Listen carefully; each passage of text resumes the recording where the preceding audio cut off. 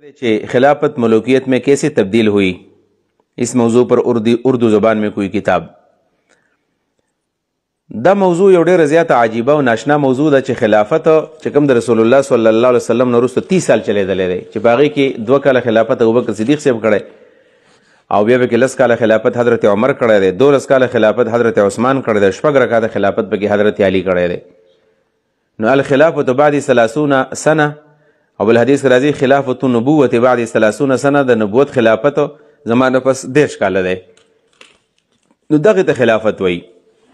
د حضرت علی رضی الله عنه د وفات نه وروسته بیا دا خبره بدل شوله ملوکیت ته، او اول چې کوم ملک و بادشاه و حضرت امیر معاویه رضی الله تعالی عنه،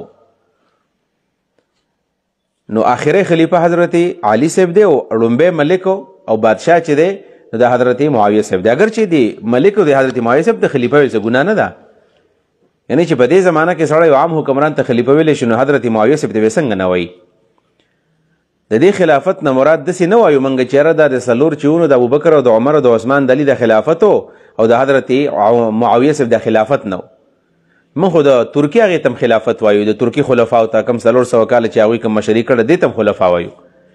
د دې خلافت نه مراد خلافت نبوت دی، خلافت علی منهاج النبوه، هغه خلافت چې دا خالص د پیغمبر علیه صلات وسلام د راښکلی شوو کرښو مطابق شوی دی. نو دا 30 سالو دا په ملوکیت کې څنګه بدل شوی دی.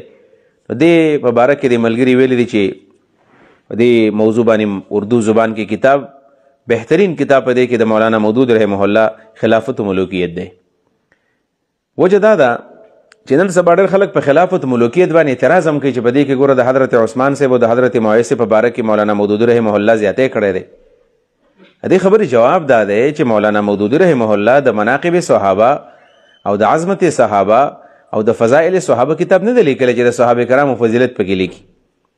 مولانا مودود رحمه الله مخې ته د اسلام یو سیاسي نظام پروت دی او دا تپوس شوی دی چې د خلافت چې دا دومره اهم شی و د الله رحمت په مسلمانانو باندې په ځمکه باندې د الله رحم و کرم، نو دا خلافت د الله رحم و کرم الله تعالی ولې واغستو؟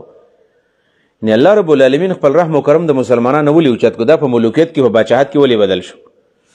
دا یو سوال و، ظاهر خبر ده، اوس هم سړی سوال کولی شي. په هغه زمانه کې ملکه تا یو سوال کړی دی چې خلافت څنګه بدل شو ملوکیت کې. په دې په باره کې 2 قسمه جوابات. یو جواب خدا ده چې نبی علیه السلام ویلي و که نه چې خلافت النبوت بعد 30 سنه، د نبوت خلافت به زمانه پس 30 سالي، بس نبی علیه السلام ویلي و، د نبی علیه صلات وسلام د وینا مطابق خلافت ختم شو ملوکیت راغی.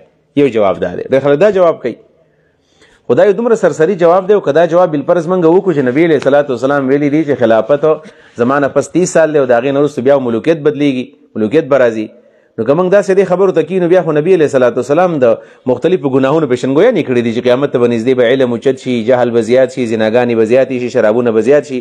دې مطلب یا دا پکار چې بس په دې باندې خاموش کېدل پکار دي. بس نبی علیه السلام ویلي دي که نه، بیا خو به سړی نه مونځ کوي او نه به سړی روژه نیسي او نه به زکات ورکوي او نه به حج له ځي، وایي به چې بس خبره ختمه ده. په دې وجه باندې مولانا مودود رحمه الله دا یو سوال واغستو، د دې بهترین جواب یې وکړو. ویل مولانا مودود رحمه الله چې خلافت په ملوکیت کې بدل شو، نو مستقل کتاب یې ولیکو د خلافت ملوکیت.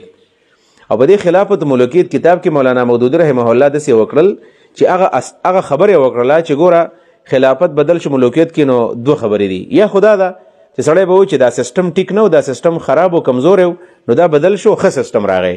یعنی دا خامی په څه کې وه؟ دا په خلافت په سیستم کې وه. نو خلافت خو د الله له جانبه راغلی دی، دا خو د صحابو په مشوره باندې شوی دی. نبی علیه صلات وسلام پکې اشارات کړي وو، د صحابه کرامو په اجماع دا کار شوی دی. نو دې ته خو سړی خراب نشي ویلی. الذین ان مکناهم فی الارض اقاموا الصلاة واتوا الزکاة وامروا بالمعروف ونهوا عن المنکر، دا قرآن کریم کې راغلی دی. نو داسې خو نشو ویلی چې دا نظام خراب و. نو دویم سوال دا چې نظام ټیک و، نو بیا ولې اوچت شو؟ نو په افراد کار کې په رجال کار کې غلطي وه. یعنې یا خو سیستم ټیک نه و، نو سیستم ته غلط موږ نشو ویلی. دې نمبر دا چې سیستم ټیک د نو ولې خراب شو؟ نو ظاهره خبرداره سیستم چې کوم خلکو چلو، کوم ټیم ورکرز او کوم چې رجال کار او چا چې خلافت چلو، په دې کې کمزوري راغله. لکه د حضرت ابوبکر او د حضرت عمر په زمانه کې پالیسی چې کومه وه بالکل ټیک روانه وه. بیا د حضرت عثمان په زمانه کې یو مسله راغله چې د هغه نه انتظامي غلطي وشوله، یعنې دا څه شرعي غلطي نه وه. بعضې خلک دا خبره بڑا چړا کر پیش کوي په دې معنا باندې چې مولانا مودود رحمه الله وایي چې حضرت عثمان داسې غلطي کړې ده او د صحابو خلاف قلم اوچت کړی دی. په دې خبره ځان پوهول غواړي چې مولانا مودود رحمه الله خلافت ملوکیت کوم لیکلی دی، نو په هغې کې مولانا وضاحت کړی دی د استدراک په موضوع باندې مولانا مودودي رحمه الله باقاعده وضاحت کړی دی چې د حضرت عثمان زمانه کله راغله دا د بنو امیه زمانه ده. نو حضرت عثمان صاحب د دې خلافت د چلول لپاره یو سیاسي نظام دی، پولیټیکل سیستم دی، سوچ وکړو چې دا نظام او دا خلافت به زما سره هغه خلک وچلي کوم چې زما خپلوان دي. نو ظاهره خبر ده کوم چې زما خپلوان دي نو زما سره به نږدې زه په هغې نظام وچلوم. په دې سوچ فکر باندې هغه خپل خپلوان په دې عهدو باندې واغستل. د مختلف صوبو ګورنران، د مختلف صوبو ولایتونه په هغې کې چې کوم والیان واغستل ولات، نو هغې خپل بنو امیه واغستل، خپل خپلوان یې واغستل. په دې نیت باندې واغستل چې دا زما خپل خپلوان خلک دي، زما سره به نظام ښه وچلوي. دا د حضرت عثمان رضی الله تعالی عنہ سوچ فکر ټیکو، خو دا یو سیاسي غلطي دغه نه وشوله او په هغې کې مسله راغله چې بنو امیو کې بعضې خلکو د خپل جاګیر وګڼو او په دې طریقه باندې بیا کم خلافت علی منهاج نبوت او په کومه طریقه باندې چې د حضرت ابوبکر او د حضرت عمر په زمانه کې خلافت چلېدلی نو هغې کمزوري راغله. کمزوري چې راغله نو په دې وجه باندې سستي راغله. هغه سستي دا وه چې بیا بغاوت وشو مدینه کې، د حضرت عثمان خلاف بغاوت وشو. بغاوت په دې وجه باندې وشو چې دا حضرت عثمان سره خپل خپلوان عهدې ورکړي دي. اگر چې په ښه نیت باندې کړی وي، بغاوت راغی پکې شهید شو، د هغې نه پس حضرت علي صاحب راغی. نو حضرت علي رضی الله تعالی عنہ خو یقینا چې دا خو د اهل بیتو نه دی، قرآن کریم د هغې د تطهیر خبره کړله. دغه په باره کې موږ دا خبر د حضرت علي رضی الله په باره کې موږ دا نو چې دا خلیفه نو، دا خو صحیح خلیفه دی او خلافت علی منهاج نبوت کړی دی. حضرت عثمان صاحب هم کړی دی، سیاسي غلطي ترې شوې ده. بیا دغه غلطیانې وې چې دا تلې او یو عصبیت را پیدا شو، یو مسله را پیدا شوله، خلک را اوچت شو د خلافت خلاف، خلفاو باندې د هغوی اعتماد باز اوچت شو او آخر خبره بیا لاړه ملوکیت ته. او هغه بیا د یزید چې کوم زمانه راغلی ده، د معاویه صاحب د زمانې نه پس بیا د یزید او بیا د معاویه بیا یزید ثاني په دې طریقه باندې چې کوم مسلې راغلې نو هغه بیا زموږ مخې ته دي.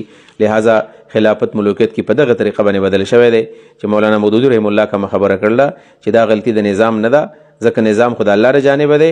دا کمزوري په افرادو کې راغله او افرادو کې غلطي بالکل راتلی شي او د افرادو غلطي هر غلطي څه کوپر نه او هر غلطي څه ګمراهي هم نه. بعضې غلطیانې داسې وي اجتهادي غلطیانې د چا نه وشي، لکه څنګه د سپین او د جمل په جنګونو کې چې د صحابه کرامو نه کم اجتهادي غلطیانې وشولې. دغه اجتهادي غلطیانو بنیاد باندې زرګونو 70,000 خلک په هغې کې شهیدان شوي دي. هغې د څه کوپر ګمراهي نه وي او ټول دا مسله لیکله. زموږ ګیله دا ده چې کومه خبره ټولو مفسرینو سیرتدانانو لیکلې ده چې هغه د جنگ جمل او جنگ سپین مسله ده، چې جنگ جمل او جنگ سپین کې د حضرت علي صاحب او معاویه صاحب په دې منځ کې جنګ وشو، زرګونو خلک په دې کې شهیدان شو. نو هغه ټول دا خبره مني وي دا ټیک ده. خو چې کوم مولانا مودودي رحمه الله دغه خبره کړله نو په هغه باندې بیا فتوی لګېدلې دي. د هغې وجه دا چې دا بدنیتي او تعصب د بنیادي طور باندې